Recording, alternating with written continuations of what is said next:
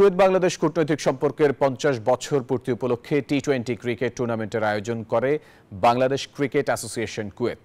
বাংলাদেশ দূতাবাসের সহযোগিতায় Kuwait cricket ground সোলাইবিয়ার টুর্নামেন্টের ফাইনাল ম্যাচ অনুষ্ঠিত হয়।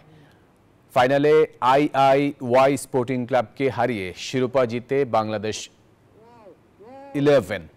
দীর্ঘ 5 মাস ধরে চলা এই টুর্নামেন্টে প্রবাসী বাংলাদেশিদের 24টি দল অংশ নেয়। বাংলাদেশ ক্রিকেট অ্যাসোসিয়েশন কুয়েতের সভাপতি জাহাঙ্গীর খান পলাশের সভাপতিত্বে এবং ভারপ্রাপ্ত সাধারণ সম্পাদক শহীদুল ইসলামের সঞ্চালনায় এতে প্রধান অতিথি ছিলেন কুয়েতে নিযুক্ত বাংলাদেশের রাষ্ট্রদূত মেজর জেনারেল সৈয়দ তারেক হোসেন।